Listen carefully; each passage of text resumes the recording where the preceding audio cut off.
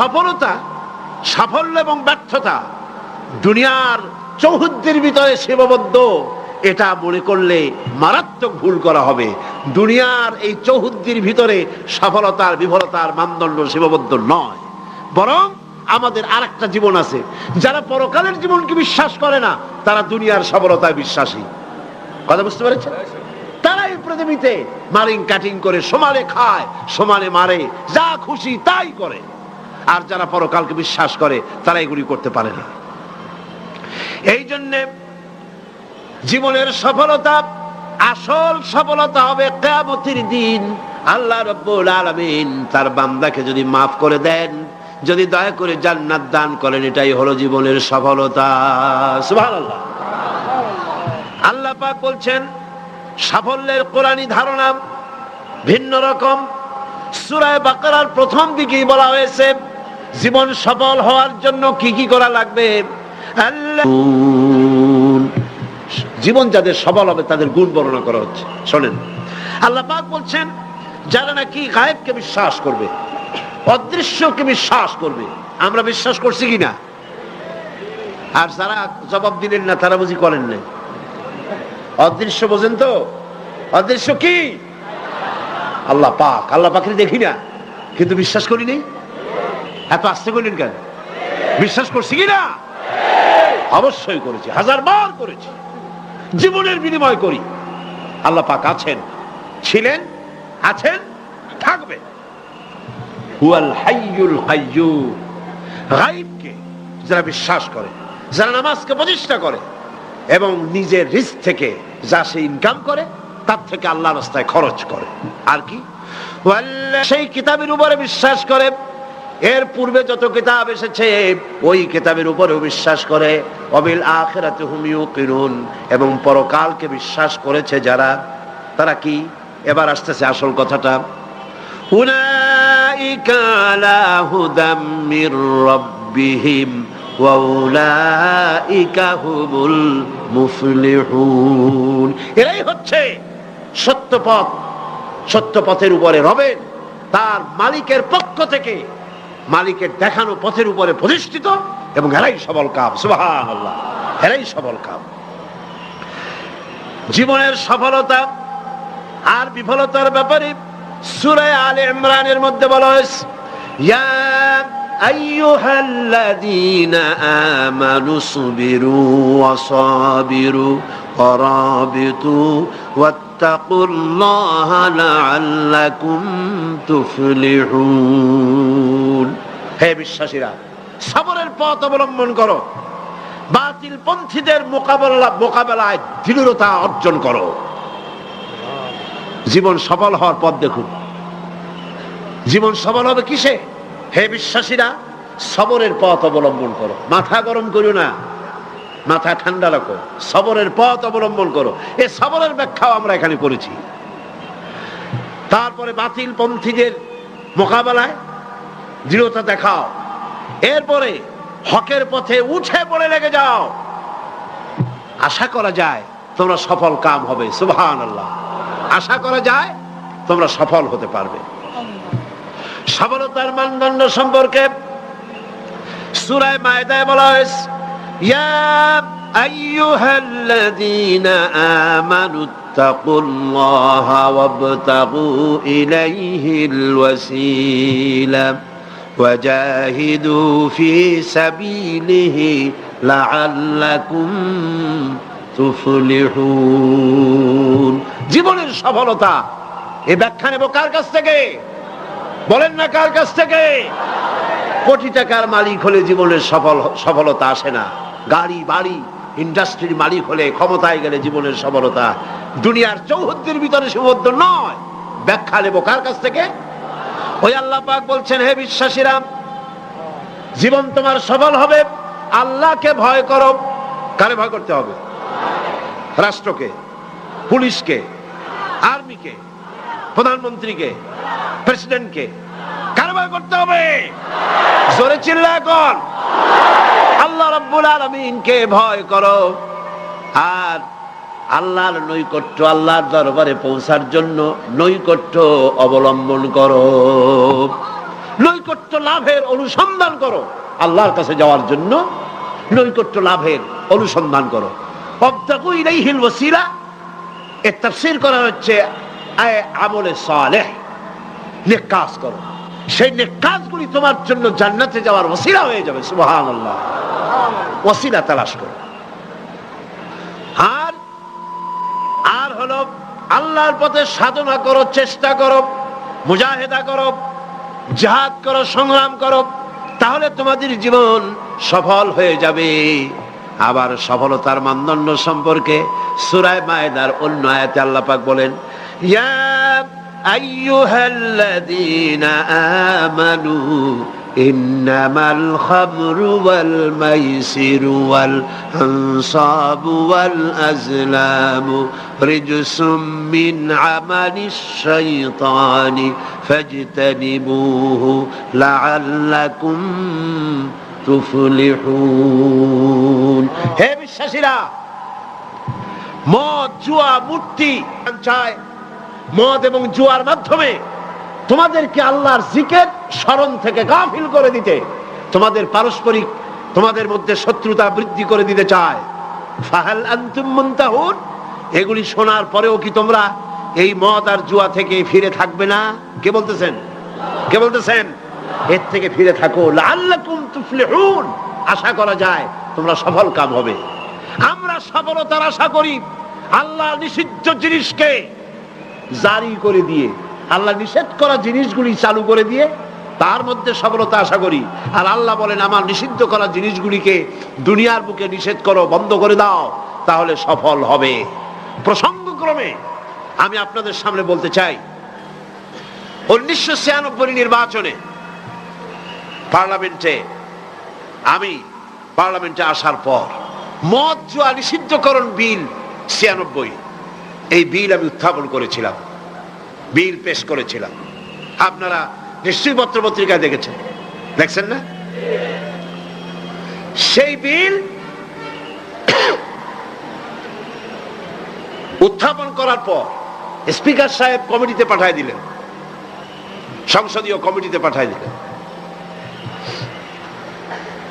সুদীর্ঘ 2 বছরের ভিতরে এই বিলের কোনো খোঁজ নাই। মারাত্মক ডিপ ফ্রিজের অতল তলে বিল পড়েছিল। সেখান থেকে 15/10/98 তারিখে 2 বছর পর প্রথম আমার বিলের ব্যাপারে একটি মিটিং ডাকা হলো সংসদের কমিটি কক্ষে। আমি এই ঘটনা শুনেছি এই কারণে, এই আয়াতের সঙ্গে রিলেটেড জীবনের সফলতা আর বিফলতার মানদণ্ড কোথায়। আমরা মনে করি আল্লাহ নিষিদ্ধ করা জিনিসগুলি চালু করলেই জীবনে সফলতা আসবে, আর আল্লাহ কয় আমার নিষিদ্ধ করা জিনিসগুলি রাষ্ট্রীয়ভাবে নিষিদ্ধ করলেই জীবন সফল হবে। মিটিং বসলো, সেই মিটিং অন্তত 50-60 জন লোক আসছেন। কারা এসেছেন? বিভিন্ন মন্ত্রণালয়ের সিনিয়র অফিসার, সচিব, উপসচিব পর্যায়ের লোকেরা এসেছেন। এমপি আসছেন কয়েকজন, সরকারি দলের, বিরোধী দলের। আমাকে তো ডেকেছে। আমার মনে হলো, আশান্বিত হলাম, 2 বছর পরে হলেও বিল তো মরে নাই, জিন্দা আছে। এবং আমার মনে হলো যে এতগুলি মুসলমান এখানে, মনে হয় আমার এই বিলের পক্ষেই তারা কথা বলবেন, এটা আমি আশা করলাম। আমাকে যিনি সভাপতিত্ব করছিলেন তিনি আমাকে বললেন, আপনি আগে কথা বলবেন না, সকলের বলা শেষ হবে তারপর আপনি বলবেন। সবটা শুনিয়া বললাম ঠিক আছে। শুরু হলো এই বিলের ব্যাপারে বলা, আলোচনা শুরু হলো। বিলের ব্যাপারে ফাইল তৈরি হয়েছে, এত বড় আমার কাছে ফাইল আছে। বিভিন্ন মন্ত্রণালয় মদ নিষিদ্ধ করলে, জুয়া নিষেধ করলে এই দেশের কি হবে, এই ব্যাপারে তারা তাদের মন্তব্য দিয়েছে। মন্ত্রণালয়ের মন্তব্য, জাতিসংঘ কি ফতোয়া দিয়েছে তাও আছে, সার্ক এ ব্যাপারে কি ফতোয়া দিয়েছে তাও আছে। এত বড় ফাইল। শুরু হলো প্রথমেই অর্থ মন্ত্রণালয়। সভাপতি সাহেব বললেন আপনি বলেন এই বিলের ব্যাপারে। অর্থ মন্ত্রণালয় বলল, মাননীয় সভাপতি, যদি এই বিল কার্যকরী হয়, মদ যদি বন্ধ করে দেওয়া হয়, তাহলে আমার দেশ প্রতি বছর 28 কোটি টাকার রাজস্ব ইনকাম থেকে মাহরুম হয়ে যাবে। স্বাস্থ্য মন্ত্রণালয় বলল মদ যদি না থাকে জনগণের স্বাস্থ্য শেষ।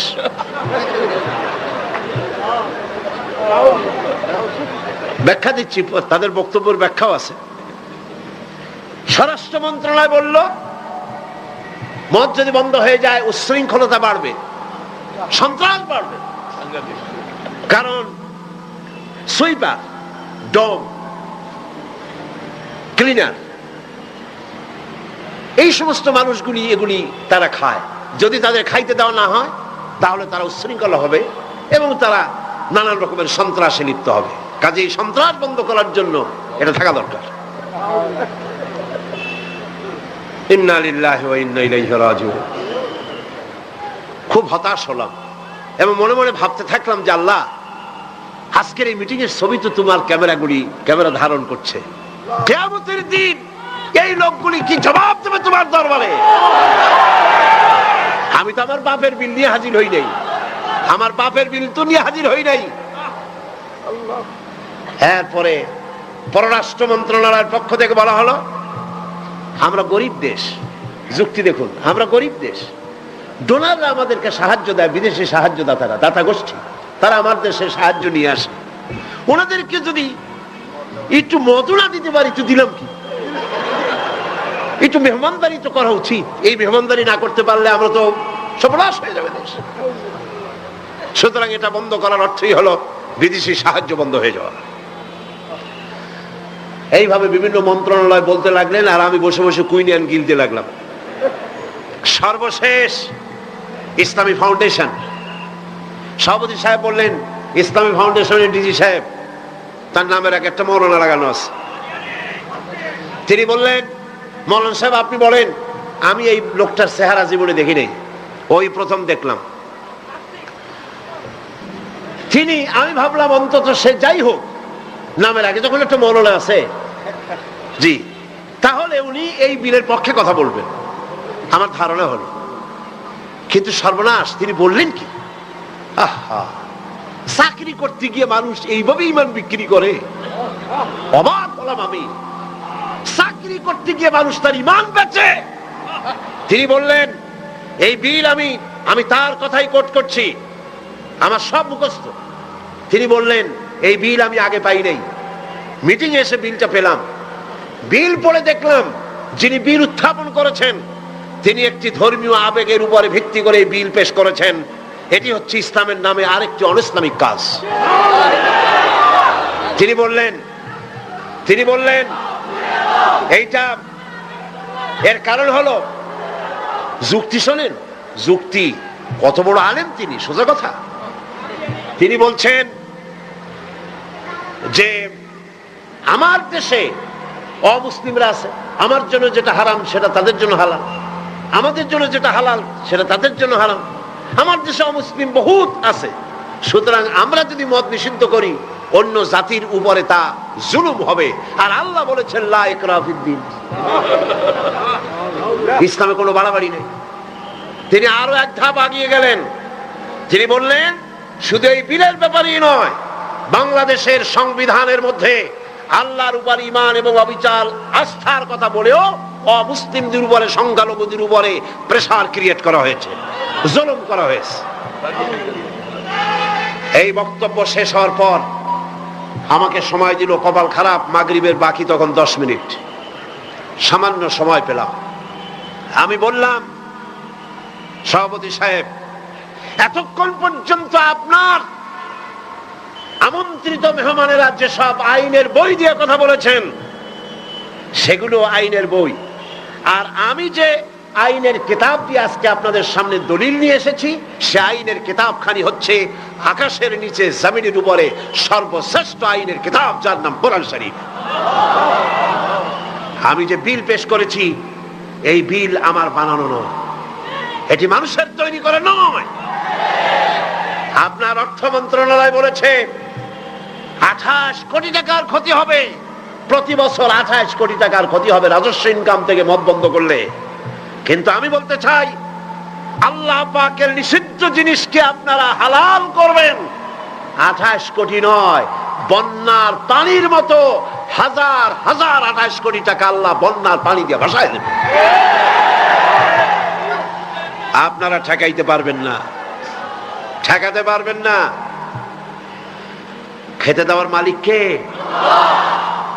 ইমাম খোমেনিকে আমেরিকান প্রেসিডেন্ট বলেছিলেন, আমার বন্দীদেরকে ছেড়ে দাও, কূটনীতিকদেরকে ছেড়ে দাও, যদি না ছাড়ো তাহলে তোমাদের খাদ্য এবং রসদ যা আমরা পাঠাই ইরানে তা পাঠানো বন্ধ করে দেব। ইমাম খোমেনি ভার্সিটি সিটে পড়ছিলেন নাকি? খোমেনি সাহেব কি বললেন? ইতিহাস সাক্ষী। খোমেনি সাহেব বললেন, আমেরিকার প্রেসিডেন্ট সাহেব, তুমি খাবার দেবা না এই কথা কইয়া ভয় দেখাও কারে? আমি তো সেই জাতি যার বছরের ভেতরে 1 মাস উপাস থাকা ফরজ, বছরে 1টা মাস না খেয়ে থাকা ফরজ। তুমি আমার ভয় দেখাও না খেয়ে থাকা, তোমার খাদ্যের পরোয়া আমি করি না। সুতরাং ভয় তো করতে হবে আল্লাহ পাক। খাদ্য দেওয়ার মালিক তিনি, খাবারের মালিক দেওয়ার মালিক কে? আল্লাহ রাব্বুল আলামিন বলেছেন, ওয়ালাউ আন্না আহলাল কুরা আমানু ওয়াত্তাকাউ লাফাতাহনা আলাইহিম বারাকাতিম মিনাস সামাই ওয়াল আরদ। দেশের লোকেরা, জনপদের লোকেরা যদি আমার উপর ঈমান আনে আর আমাকে ভয় করার নীতি যদি অবলম্বন করে চলে, তাহলে আকাশ আর জমিনের সব বরকতের দরজা আমি আল্লাহ তাদের জন্য খুলে দেব। রিজক দেওয়ার মালিক তো আল্লাহ। কে মালিক? আল্লাহ পাক। আল্লাহর হারাম জিনিসকে আপনারা জারি রেখে 28 কোটি টাকা পাওয়ার লোভ করছেন। কত 28 কোটি চলে যাবে ঠিক পাবেন না। পেঁয়াজের ঝাঁজ কত টের পান না এখন? পেঁয়াজের ঝাঁজ কত? এক সময় সিলেটের নাম ছিল 2টি পাতা 1টি কুড়ির দেশ, ঠিক না? 2টি পাতা 1টি কুড়ির দেশ সিলেট। আর এখন 2টি কাঁচামরিচ 1টি পেঁয়াজের দেশ বাংলাদেশ। মানুষ যখন নিজের দাম বোঝে না তখন আল্লাহ জিনিসের দাম বাড়ায় দেয়। দাম কার? পেঁয়াজের নাম আর কার দাম? মানুষের দাম।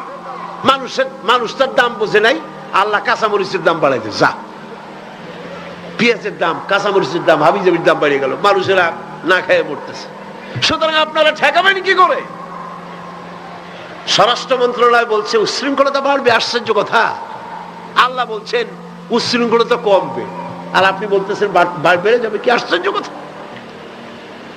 স্বাস্থ্য মন্ত্রণালয় বলছে যে স্বাস্থ্য খারাপ, স্বাস্থ্য ভালো হবে মদ খাইলে, না খাইলে স্বাস্থ্য খারাপ হবে। রাসূলুল্লাহ বলেছেন মদ কোন ওষুধ নয়, মদ নিজেই ব্যাধি,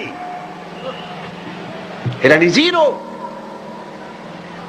সুতরাং কথা হচ্ছে মেহমানদারি মদ দিয়া করা যাবে না। রাসূল কারীম সাল্লাল্লাহু আলাইহি ওয়াসাল্লামের কাছে মদ নিষিদ্ধকরণ আয়াত যখন নাজিল হলো, এই আয়াত যেটা আমি পড়লাম, একজন সাহাবী এসে বললেন, হুজুর আমার কাছে কিছু মদ আছে, আমি এখন করবো কি? দেখেন ইসলাম। আমি সেইখানে সেই মিটিং এ বললাম, সেই সাহাবী জিজ্ঞেস করলেন, হুজুর আমি করবো কি? কোন ইহুদির হাদিয়া দিয়ে দেই? আল্লাহ নবী বললেন, মদ নিষিদ্ধকরণ আয়াত যখন নাজিল হয়ে গেছে, এখন এই মদ যদি কারো কাছে অবশিষ্ট থাকে, না তা খাওয়া যাবে, না তা হাদিয়া দেওয়া যাবে, না তা বিক্রি করা যাবে, রাস্তায় ফেলে দাও। ফেলে দেওয়া ছাড়া এর কোনো পথ নাই। আল্লাহ নিষিদ্ধ করা জিনিস হারাম, এই জিনিস দিয়ে মেহমানদারি করা জায়েজ নাই। এমন কি রাসূলুল্লাহ কথাও বলেছেন, আপনারা শুনে রাখুন, কোন অনুষ্ঠানে আপনি গেছেন, আপনি জানতেন না যে সেখানে মদ সার্ভ করা হবে, কিন্তু আপনি গিয়ে দেখলেন যে ওখানে মদ দেওয়া হচ্ছে। রাসূলুল্লাহ বলেছেন, আল্লাহ এবং পরকালের বিশ্বাস যদি কলিজার মধ্যে থাকে, ওই অনুষ্ঠান পরিত্যাগ করো, বেরিয়ে যাও। এই মদের অনুষ্ঠানে তুমি বসতেও পারো। সর্বশেষ বললাম, আজকে ফাউন্ডেশনের ডিজি তিনি বলছেন, আশ্চর্য কথা, আমার দেশে মুসলিম আছে তাই কোরআনের আইন আমি চালু করব না, এটা তাদের উপরে জুলুম হবে। রাসূলুল্লাহর উপরে যখন এই আইন নাজিল হয়, তখন মক্কা মদিনায় ইহুদি খ্রিস্টান ছিল না? তো তাদেরকে উপলক্ষ করে রাসূলুল্লাহ কি আইন বন্ধ করে রাখছিলেন? না, বরং বললেন সাহাবীরা তখন তো মাইক ছিল না, রেডিও নাই, মাইক নাই, ফ্যাক্স নাই, পত্রপত্রিকা নাই, টেলেক্স নাই, টেলিভিশন নাই। হুজুর বললেন যাও রাস্তায় রাস্তায় এই আয়াত চিল্লায় পড়ো। সাহাবায়ে কেরাম রাস্তায় নেমে গেলেন। এই আয়াত, ইন্নামাল খামরু ওয়াল মাইসিরু ওয়াল আনসাবু ওয়াল আজলামু রিজসুম মিন আমালিশ শাইতানি ফাজতানিবু। যাও পড়ো। সবাই চিল্লায় পড়তে লাগলেন। ইতিহাস সাক্ষী, তারা যখন তেলাওয়াত করতেছিলেন রাস্তায় রাস্তায়, যেই সব মুসলমান মদ পান করতেছিলেন, তখন যার হাতে মদের গ্লাস ছিল, কোরআনের আয়াত শুনে মদের গ্লাস নিক্ষেপ করলেন। যিনি গলায় নিয়েছিলেন, মুখে নিয়েছিলেন, কুড়ি করে ফেলে দিলেন। যিনি গিলেছিলেন, গলার মধ্যে আঙ্গুল দিয়ে বমি করে ফেলে দিলেন। যার ড্রামের ভিতরে, হাড়ির ভিতরে মদ ছিল, লাথি মেরে পাতিল ভেঙে দিল, আর মদ রাস্তাগুলি প্রবাহিত হয়ে গেল। শাসনতন্ত্র, আমার দেশের সংবিধানের ভিতরে আল্লাহর উপরে ঈমান এবং অবিচল আস্থার কথা বলা হয়েছে, সেইটাও নাকি অমুসলিমদের উপরে জুলুম করা হয়েছে। আমি জিজ্ঞেস করতে চাই, আমার দেশের হিন্দুরা আল্লাহকে অস্বীকার করে? আস্তে কনকান করে? আল্লাহ না বলুক, ভগবান তো বলে, ব্রহ্মা তো বলে, উপরওয়ালা তো বলে, ঈশ্বর তো বলে, বিধাতা তো বলে। খ্রিস্টানরা আল্লাহকে অস্বীকার করে? চিল্লায় বলেন করে? বৌদ্ধরা করে? এই দেশের কিছু নাস্তিক মুরতাদ ছাড়া আল্লাহকে কেউ অস্বীকার করে না। সুতরাং আমার দেশে আল্লাহর উপর ঈমান এবং অবিচল আস্থার কথা সংবিধানে যা লেখা হয়েছে, এটাকে পরিবর্তন করতে চাইলে বাংলাদেশে আগুন জ্বলবে, কেউ ঠেকাইতে পারবে না।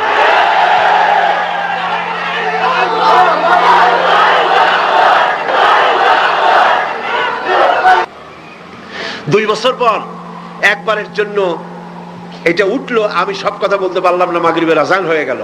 আমাকে বলা হলো এই বিল আবার আরেকদিন আমরা মিটিং করব। সেদিন পার্লামেন্ট চলাকালীন সময় বিলের উপর রিপোর্ট দেওয়া হলো। আমি দাঁড়ায়া বিধি অনুযায়ী কথা বলতে চাইলাম, কথা বলতে পারলাম না, কথা বলতে দেওয়া হলো না। যাই হোক, সেটা ভিন্ন কথা। আল্লাহ পাকের কাছে ছেড়ে দিয়েছি। আমরা চাই পৃথিবীর দ্বিতীয় বৃহত্তম মুসলিম দেশ বাংলাদেশ, এখানে মদ এবং জুয়া নিষিদ্ধ ঘোষণা করা হোক। আপনারা চান কিনা? চান কিনা? চান কিনা? আল্লাহ রাব্বুল আলামিন বলছেন, যেটাই হলো সফলতার মানদণ্ড। দুনিয়ার চৌহদ্দির ভিতরে এই সফলতা নির্ভর করে না। সূরা হজে বলা হয়েছে, ইয়া আইয়ুহাল্লাযীনা আমানু রুকউ ওয়াসজুদু ওয়া'বুদু রাব্বাকুম ওয়াফআলুল খায়রা লাআল্লাকুম তুফলিহুন। হে বিশ্বাসীরা, রুকু করো, তোমরা রুকু এবং সিজদা করো, আর নিজের রবের বন্দেগী করো, নেক কাজ করো। এই কাজগুলি করলে তোমরা সফল কাম হতে পারবে। সফলতার মানদণ্ড এখানেই আল্লাহর হুকুম, আল্লাহর আনুগত্যের সামনে নিজের মাথা নত করে দেওয়ার মধ্যেই, এটার মধ্যেই রয়েছে সফলতা। আল্লাহ পাক সেই কামিয়াবি দুনিয়া এবং আখিরাতে আমাদেরকে দান করুন। আমরা বলি আমিন, আমরা বলি আমিন। এর ফলে আল্লাহ পাক আরেকটি গুরুত্বপূর্ণ কথা সামনে বলছেন। আল্লাহর কথা সবই গুরুত্বপূর্ণ। আল্লাহর কথা কি? সবই গুরুত্বপূর্ণ। আল্লাহ পাক বলেন, وَمِنَ النَّاسِ مَن يَشْتَرِي لَهْوَ الْحَدِيثِ لِيُضِلَّ عَن سَبِيلِ اللَّهِ بِغَيْرِ عِلْمٍ وَيَتَّخِذَهَا هُزُوًا أُولَئِكَ لَهُمْ عَذَابٌ مُهِينٌ। লোকেদের মধ্যে এমন লোক আছে যারা মনোমুগ্ধকর কথা কিনে আনে জ্ঞান ছাড়াই, আল্লাহর পথ থেকে মানুষকে ফিরায় রাখার জন্য। ওয়াত্তাখিযাহা হুজুয়া, আর আল্লাহর পথে মানুষ যেন চলতে না পারে সেই জন্য এই পথকে তারা হাসি এবং ঠাট্টা বিদ্রুপ করে। উলাইকা লাহুম আযাবুম মুহিন, এদের জন্য রয়েছে লাঞ্ছনাকর শাস্তি। আর কি? وَإِذَا تُتْلَى عَلَيْهِ آيَاتُنَا وَلَّى مُسْتَكْبِرًا كَأَن لَّمْ يَسْمَعْهَا كَأَنَّ فِي أُذُنَيْهِ وَقْرًا فَبَشِّرْهُ بِعَذَابٍ أَلِيمٍ। আর যখন তাকে আমার আয়াত তেলাওয়াত করে শোনানো হয়, সে দর্প ভরে অ্যাবাউট টার্ন করে, দর্প পরে পিঠ ফিরায় চলে যায়। কাল্লাম ইয়াসমাহা, যেমন সে শুনতেই পায় নাই। কান্না ফি উযনাইহি ওয়াকরা, যেন সে বধির কালা, আমার কথা যেন শুনিই নাই, এমনই অবস্থা। এই লাহওয়াল হাদিস, এই জিনিসটাকে এটা বুঝতে হবে। এই মুহূর্তে সবচাইতে জরুরি কথা লাহওয়াল হাদিস। এগুলো হচ্ছে একদিকে আল্লাহর পক্ষ থেকে পথ নির্দেশনা আসছে, অনুগ্রহ আসছে, সেটার নাম হচ্ছে, সেটা দিয়ে লোকেরা লাভবান হচ্ছে, তার নাম কিতাব কোরআন শরীফ। তার নাম কি? কোরআন শরীফ। অন্যদিকে ওই সব সৌভাগ্যবান ব্যক্তির পাশাপাশি এমন দুর্ভাগা লোকেরাও রয়েছে যারা আল্লাহর আয়াতের মোকাবেলায় ভিন্ন পদ্ধতি গ্রহণ করেছে। সেটা কি? তারা বিভিন্ন মনোমুগ্ধকর কথা বিভিন্ন জায়গা থেকে আমদানি করেছে। হাদিস শরীফে এসেছে, নজর ইবনে হারিস, কুরাইশদের এক ব্যক্তি, সে বলল, তোমরা মুহাম্মদ সাল্লাল্লাহু আলাইহি ওয়াসাল্লামের কারণ রাসূলুল্লাহর চেহারা দেখে, রাসূলুল্লাহর ব্যবহারে ইসলামের দিকে আকৃষ্ট হচ্ছে, আর কোরআন শুনে মানুষ পাগল হয়ে যাচ্ছে। সুবহানাল্লাহ। নবীজি যখন তেলাওয়াত করতেছেন, কাফের বেঈমানেরা চতুর্দিক থেকে দাঁড়ায় যাচ্ছে। রাসূলুল্লাহর তেলাওয়াত শুনে শুনে নিজেদের অজান্তে চোখের থেকে পানি পড়তেছে, আর মুখ দিয়া বেসাখতা বেরিয়ে যাচ্ছে, লা ইলাহা ইল্লাল্লাহু মুহাম্মাদুর রাসূলুল্লাহ। সরে পড়ে লা ইলাহা লা ইলাহা লা ইলাহা ইল্লাল্লাহু মুহাম্মাদুর রাসূলুল্লাহ। নজর বিন হারিস বলল, মুহাম্মদ সাল্লাল্লাহু আলাইহি ওয়াসাল্লামের বিরুদ্ধে কথা বলে ইসলাম থেকে সরাইতে পারবা না। আমি বুদ্ধি এঁটেছি, আমি এক কায়দা করব, দেখবা লোকেরা এখানে আর আসবে না। সেটার জন্য সে চলে গেল বাগদাদ। মক্কা থেকে বাগদাদ ইরাক চলে গেল। ইরাক থেকে পুরানা রাজা বাদশাদের কিসসা কাহিনী কিনে আনলো। সেই কিসসা কাহিনী কিনে এনে সেইগুলি কিসসার এক বিরাট আসর বসাইলো। আর সেই আসরকে আরো আকর্ষণীয় করার জন্যে নর্তকী, সুন্দরী, গায়িকা, নায়িকা এদেরকে আনা হলো। এই দিয়ে মানুষকে কোরআন থেকে ফিরায় রাখার জন্য চেষ্টা করলো, আর ইসলামের রাস্তাকে, কোরআনকে ঠাট্টা বিদ্রুপ তারা করতে লাগলো। বন্ধুগণ, আল্লাহ রাসূল আখিরাত এবং নৈতিক চরিত্রে শোনার ইচ্ছাই যেন লোকেরা হারিয়ে ফেলে, সেই জন্য এই চেষ্টা তারা করলো। যেমন আজকাল ইসলাম থেকে দূরে সরাবার জন্য চেষ্টাটা চলছে। এই চেষ্টা চলতেছিল রাসূল করিম সাল্লাল্লাহু আলাইহি ওয়াসাল্লামের সময়। কোরআন যাতে শুনতে না পারে সেজন্য নায়িকা এনেছে, গায়িকা এনেছে। সেজন্য তারা গল্পের আসর বসিয়েছে, সাংস্কৃতিক আন্দোলন করেছে। এগুলি করে কোরআন থেকে ফিরাবার হাজারো প্রচেষ্টা করেছে। আর আজও একই পদ্ধতিতে গোটা জাতিকে চরিত্রহীন বানাবার লাহওয়াল হাদিস দিয়ে প্রচেষ্টা চলছে। ঠিক কিনা? ঠিক কিনা? আজ দেখেন দেশের সরকারের পৃষ্ঠপোষকতায় নর্তকী, গায়িকা, নায়িকা বন্যার পানির মতো ভারত থেকে আসতেছে। ঠিক কিনা? এরপরে আল্লাহর কোরআনের পথে বাধা দেওয়ার জন্য নাচ, গান, নাটক, সিনেমা ইত্যাদির আমদানি করা হচ্ছে। এগুলি করে ইসলামের পথে বাধার সৃষ্টি করা হচ্ছে। দর্শন বাড়তেছে, চরিত্রহীনতা ক্রমান্বয়ে বাড়তেছে। এগুলি সব হচ্ছে লাহওয়াল হাদিস। এগুলি কি বলুন? লাহওয়াল হাদিস। এই লাহওয়াল হাদিস থেকে আল্লাহ পাক বাঁচার জন্য বলেছেন, যারা কেনে এই লাহওয়াল হাদিস, যারা কেনে, অর্থাৎ নিরর্থক, মনোমুগ্ধকর, আকর্ষণীয়, আল্লাহর পথ থেকে ফিরাবার যত ব্যবস্থা আছে সবগুলি হচ্ছে লাহওয়াল হাদিস। এগুলি তারা কেন করে? এগুলি করে লিয়ুদিল্লা আন সাবিলিল্লাহ, আল্লাহর রাস্তা থেকে মানুষগুলোকে ফিরাবার জন্য, আর কোনো কারণ নেই। মুন্সিগঞ্জে আমার এক মাহফিল ছিল, নারায়ণগঞ্জের এপার। সেই জায়গায় প্রোগ্রামটা আমার শুক্রবার দিন প্রোগ্রাম হবে সকাল 8টায়, একটা দোয়ার মাহফিল। সেই মাহফিলে গিয়ে রাতের বেলায় মঞ্চ গেট পোড়াই দিয়েছে, মাহফিল যাতে না হতে পারে সেজন্য সরকারি ছত্র ছায়ায় এই কাজটি সেখানে করা হয়েছে। আমি শুনে বললাম, যারা এই কাজটা করলো তারা তো মাহফিলের প্যান্ডেলে আগুন দেয় নাই, নিজেদের তকদিরে আগুন লাগাইছে, নিজেদের তকদিরে আগুন লাগাইছে। জীবনে তো গানের প্যান্ডেলে আগুন দাও নাই, থিয়েটারের গেটে আগুন দাও নাই, জীবনে কোনোদিন যাত্রার প্যান্ডেলে আগুন দাও নাই।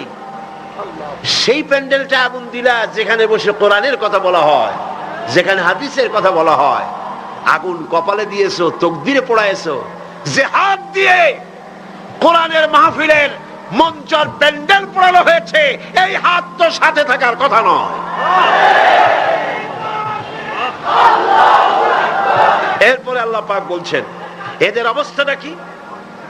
এরা ওয়াইত্তাখিযাহা হুজওয়া, আল্লাহর পথে আহ্বানকারীদেরকে তারা ঠাট্টা বিদ্রূপ করে। লিইউদিল্লা আন সাবিলিল্লাহ, একদিকে তো আল্লাহর রাস্তায় বাধা সৃষ্টি করে যাতে করে আল্লাহর পথে আসতে না পারে, তার জন্য হাজারো প্রচেষ্টা করে। 2 নম্বরে ঠাট্টা বিদ্রূপ করে ইসলামওয়ালা, টুপিওয়ালা, নামাজওয়ালা, দাড়িওয়ালা, নানান কথা বলিয়া ইসলাম যারা করে তাদেরকে ঠাট্টা এবং বিদ্রূপ করে। আল্লাহ বলেন, এই যে লাঞ্ছনা করতেছো নবীকে, কোরআনকে, ইসলামকে, ইসলামের দায়ীদেরকে, আর আমি তোমাদের জন্যই, তোমরা যে ইসলামকে লাঞ্ছনা করছো, মুসলমানদেরকে লাঞ্ছিত করছো, এই জন্য আমি আল্লাহ তোমাদের জন্য রেখেছি উলাইকা লাহুম আযাবুম মুহিন। ইসলামকে যারা লাঞ্ছিত করছো, মুসলমানদেরকে যারা লাঞ্ছনা দিচ্ছ, তোমাদের জন্যই লাঞ্ছনাদায়ক শাস্তি আমি আল্লাহ রেখে দিয়েছি কিয়ামতের দিন। এদের অবস্থাটা কি? আল্লাহ বলেন, এদের অবস্থা হচ্ছে وَإِذَا تُتْلَى عَلَيْهِ آيَاتُنَا وَلَّى مُسْتَكْبِرًا كَأَنْ لَّمْ يَسْمَعْهَا كَأَنَّ فِي أُذُنَيْهِ وَقْرًا। এদেরকে যখন আল্লাহর আয়াত তেলাওয়াত করে শোনানো হয়, দর্প পরে পিঠ ফিরায় চলে যায়, আমল দিতে চায় না। আল্লাহ বলেন, এমন ভাবে অহংকারে ফিরে যায়, كَأَنَّ فِي أُذُنَيْهِ وَقْرًا, মনে হয় যেন কানা বধির, শুনি নাই। ফাবাশশিরহু বিআযাবিন আলীম, এদেরকে কঠিন শাস্তির সুসংবাদ দাও। কঠিন শাস্তির কি দাও? কঠিন শাস্তির কি সুসংবাদ হয়? কি হয়? দুঃসংবাদ। আল্লাহ বলছেন কি? সুসংবাদ। এটা একটা দৃষ্টান্ত দিলে আপনারা বুঝবেন। আমি মাঝে মধ্যে এটা দৃষ্টান্ত দিয়ে এভাবে বুঝাই। ছেলে যদি মায় কন্ট্রোল করতে না পারে, খুব দুষ্ট ছেলে, মায় কন্ট্রোল করতে পারে না, মা তখন বলে, আমার কথা তো শুনলি না, দাঁড়া, অপেক্ষা কর, তোর বাবা আসবে, আমি তার কাছে বলবো। এমন পিঠটি লাগাবে, তখন মজা টের পাবি। পিটাইলে কি মজা লাগে নাকি? তাহলে এটা বলছে কেন? শাস্তির তীব্রতা বুঝাবার জন্য। সেই জন্য আল্লাহ পাক বলছেন, ফাবাশশিরহু, এদেরকে সুসংবাদ শোনাও। পীড়াদায়ক, যন্ত্রণাদায়ক শাস্তি এদের জন্য রয়েছে যারা ইসলামের পথে বাধা দেয় আর ইসলামকে দিয়ে যারা ঠাট্টা বিদ্রূপ করে। মরিয়া দেখো, তারপরে টের পাবা। এখন তো কিছু আল্লাহ কবে না। আল্লাহ খুব, আল্লাহ ধৈর্য আমাদের চাইতে কম না বেশি? সুবহানাল্লাহ, সুবহানাল্লাহ, কম সুবহানাল্লাহ। চিন্তা করা যায়, আল্লাহ যদি আমাদের মতো এই রকমের বদমেজাজি হইতেন, মেজাজ খারাপ হইতো, কবে ভাঙ্গে চুরে সব শেষ করে ভালাইতেন। আল্লাহর কত ধৈর্য, সুবহানাল্লাহ, কত ধৈর্য। আল্লাহ অপেক্ষা করতেছেন, সময় দিচ্ছেন। ওয়ায়ামুদ্দুহুম ফি তুগয়ানিহিম ইয়ামাহুন, আল্লাহ পাক সার্কাসদেরকে, সীমা লঙ্ঘনকারীদেরকে ঢিল দিচ্ছেন, কর, যদ্দূর পারিস কর। তারপরে যখন প্রান্ত সীমায় চলে যায়, এরপর আল্লাহ পাক ধরেন, আর যখন ধরেন তখন ছাড়াই নিতে পারে এমন ক্ষমতা পৃথিবীর কারো। আল্লাহ পাক বলছেন, ইন্নাল্লাযীনা আমানু ওয়া আমিলুস সালিহাতি লাহুম জান্নাতুন নাঈম খালিদিনা ফিহা ওয়াদাল্লাহি হাক্কান ওয়া হুয়াল আজিজুল হাকীম। নিশ্চয়ই যারা ঈমান এনেছে, আমলে সালেহ করেছে, তাদের জন্য রয়েছে নিয়ামতে পরিপূর্ণ জান্নাত। সুবহানাল্লাহ। গালাগালি সহ্য করো, তোমরা গালাগালি সহ্য করো, মার সহ্য করো, অত্যাচার সহ্য করো, জুলম সহ্য করো, সহ্য করো, আর নিজেদের কদমকে মজবুত করো, দ্বীনকে প্রতিষ্ঠার পথে এগিয়ে যাও। আল্লাহ পাক বলছেন, আমি তোমাদের জন্য নিয়ামতে পরিপূর্ণ জান্নাত রেখেছি, ওদের জন্য দুনিয়া, তোমাদের জন্য জান্নাত। সুবহানাল্লাহ। হুনাইনের যুদ্ধ থেকে, হুনাইনের জিহাদ থেকে রাসূলুল্লাহ যখন ফিরতেছিলেন, ফেরার পথে গনিমতের মালগুলি ভাগ করতেছিলেন, গনিমতের মাল ভাগ করছিলেন, তখন মক্কা শরীফ থেকে যে সমস্ত মুসলমানরা এসেছিলেন তাদেরকে রাসূলুল্লাহ বেশি দিলেন, ছাগল বেশি দিলেন, গনিমতের মাল ছাগল বেশি দিলেন, উট বেশি দিলেন, আর আনসারদেরকে কম দিলেন। হযরত সাদ রাদিয়াল্লাহু তাআলা আনহু, যিনি আনসারদের নেতা ছিলেন, তিনি রাসূলুল্লাহকে বললেন, হুজুর, বন্টন যা করলেন এতে কিন্তু আনসারেরা একটু নারাজ হয়ে গিয়েছে, তারাই বেশি স্যাক্রিফাইস করলো, অথচ গনিমতের মাল তারা কম পেয়ে গেল। হুজুর বললেন, তোমার মত কি? কয়, আমিও ওই রকমই, অর্থাৎ ওইটাই সমর্থন করি, ওইটাই সমর্থন করি, আমাদেরকে একটু বেশি দেওয়া উচিত ছিল। রাসূলুল্লাহ কি বললেন? সুবহানাল্লাহ। রাসূলুল্লাহ বললেন, একটু পরেই তুমি দৃশ্যটা দেখবা, ও সাদ, ও আনসারেরা, একটু পরেই দৃশ্যটা দেখবা।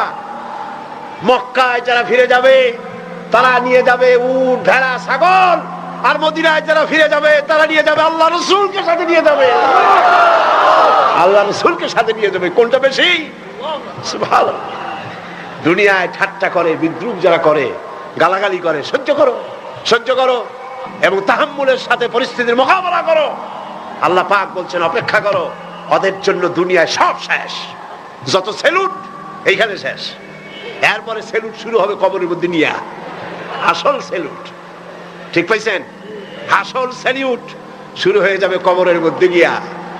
আগ পর্যন্ত যদ্দূর পারো করো। আর মুসলমানদের দুঃখ দুর্দশা ইমানদারদের জন্য মওতের আগ পর্যন্ত শেষ। এরপরে আল্লাহ পাক বলেছেন, চিরস্থায়ী জান্নাত দেব, খালিদিনা ফিহা আবাদা, চিরকাল জান্নাতের মধ্যে থাকবা। সুবহানাল্লাহ।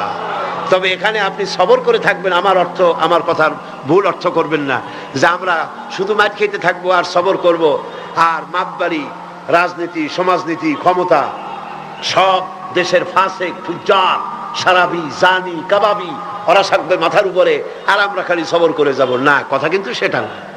কথা হচ্ছে ধৈর্যের সাথে পথ অতিক্রম করেন, মঞ্জিলের পানে এগিয়ে যান। মঞ্জিল কি? কোরআনের আইন চালু হওয়া। মঞ্জিল কি? আল্লামা ইকবাল বলেছেন, মঞ্জিলের দিকে এগিয়ে যাও, মঞ্জিলের পথে গন্তব্যে এগিয়ে চলো, সেই পর্যন্ত চলতে থাকো যতক্ষণ পর্যন্ত তোমার নাকের থেকে শ্বাস আসা যাওয়া করে। যতক্ষণ পারো মঞ্জিলে পৌঁছাবার জন্য দৌড়াও, যখন দৌড়াতে পারবে না, পায়ে যখন শক্তি নাই, তখন হামাগুড়ি দাও, হামাগুড়ি দিয়াও যখন এগোতে পারো না গড়াতে থাকো, যখন তাও পারো না তখন মঞ্জিলের পানে তাকায় থাকো, যতক্ষণ চোখের পাতা তোমার স্তব্ধ হয়ে না যায়। চোখের পাতা নীরব নিস্তব্ধ না হওয়া পর্যন্ত মঞ্জিলের পানে তাকায় থাকো। আমরাও ধৈর্য ধারণ করে পরিস্থিতির মোকাবেলা করব। ওরা অস্ত্র নিয়ে আসবে, আমরাও অস্ত্র ধারণ করব। সেই অস্ত্র বন্দুক নয়, কামান নয়, রিভলভার নয়, স্টেনগান নয়, এসএলআর নয়, দুনিয়ার মানুষের বানানো অস্ত্র নয়। ওদের অস্ত্রের মোকাবেলা করব ঈমানের অস্ত্র দিয়ে, চরিত্রের অস্ত্র দিয়ে। কিসের অস্ত্র দিয়ে? চরিত্রের অস্ত্র দিয়ে, ঈমানের অস্ত্র দিয়ে এদের মোকাবেলা করব। আর ইনশাআল্লাহ বাংলার জমিনে দ্বীন প্রতিষ্ঠা আমরা করব ইনশাআল্লাহ। আল্লাহ পাক বলছেন, এইভাবে যারা ঈমান আনবে, আমলে সালেহ করবে, ওদের জন্য জান্নাতুন নাঈম, নিয়ামতে পরিপূর্ণ জান্নাত দেব, খালিদিনা ফিহা, ওর মধ্যে তারা চিরকাল থাকবে। ওয়াদাল্লাহি হাক্কান, আল্লাহর প্রতিশ্রুতি অকাট্য। আল্লাহ ওয়াদা খেলাপ করে না, করলেন কেন? আসতে বললেন কেন? আল্লাহ ওয়াদা খেলাপ করে কখনো না, অকাট্য প্রতিশ্রুতি। শেষে গিয়ে বলছেন, ওয়াহুয়াল আজিজুল হাকিম, তিনি প্রজ্ঞাময় এবং পরাক্রমশীল। তিনি যে ওয়াদা করেন সেই ওয়াদা পালনের পথে বাধা সৃষ্টি করতে পারে এমন ক্ষমতা আকাশেও নাই, জমিনেও। আল্লাহ রাব্বুল আলামিন আমাদেরকে সেই আল্লাহর পথে ঈমান এনে চলার তৌফিক দান করুন বলি আমিন। মুনাজাতের জন্য দাঁড়ানো ভাইরা বসুন, যত লোক দাঁড়ানো আছে সবাই বসুন। لنكونن من الخاسرين ربنا لا تزغ قلوبنا بعد إذ هديتنا وهب لنا من لدنك رحمة إنك أنت الوهاب। আয় আল্লাহ তাআলা, হাজার হাজার মুসলমান নরনারী দীর্ঘক্ষণ ধরে তোমার কোরআনের কথা শুনেছি। আল্লাহ মেহেরবানি করে আমাদের আলোচনা দরুদ ও সালামের সওয়াব রাসূল করিম সাল্লাল্লাহু আলাইহি ওয়াসাল্লামের রূহ মুবারকে পৌঁছায় দাও। হে আল্লাহ তাআলা, আমরা যারা হাত তুলেছি এর মধ্য থেকে মা বাপ যাদের দুনিয়া থেকে জন্মের মতো বিদায় হয়ে গেছে, আল্লাহ কবরগুলিকে জান্নাতের টুকরায় পরিণত করে দাও। রব্বির হামহুমা কামা রব্বায়ানি সগীরা। সবাই পড়েন রব্বির হামহুমা কামা রব্বায়ানি সগীরা। হে আল্লাহ তাআলা, সারা জীবন আমরা গুনাহ করেছি, দয়া করে মেহেরবানি করে আমাদের জিন্দেগীর সমস্ত গুনাহ কথা মাফ করে দাও। হে আল্লাহ তাআলা, এত বড় মাহফিল, এই মাহফিলের আয়োজন ইসলামী সমাজ কল্যাণ পরিষদ প্রতি বছর করে। আল্লাহ তুমি জানো। হে আল্লাহ তাআলা, তুমি দয়া করে মেহেরবানি করে এই মাহফিলের 5টা দিন তুমি তোমার কুদরতি নিজাম দিয়ে চালায় দিও। হে আল্লাহ, অর্থনৈতিক দিক থেকে যে অসুবিধা আছে, হে আল্লাহ তাআলা, মালদার লোক যারা, আয় আল্লাহ তুমি দয়া করে তাদের দিলকে বড় করে দাও, তারা যেন ওনাদের সঙ্গে দেখা করে গোপনে গোপনে তোমার নবী যেভাবে বলেছে ডান হাতে দাও বাম হাতে যেন ঠেল না পায়, এইভাবে করে কোরআনের খেদমতে এই এলাকার মুসলমানগুলি যেন, মুসলমান নারী পুরুষ সবাই যেন এগিয়ে আসে। আল্লাহ সকলের দিল আর হাত তুমি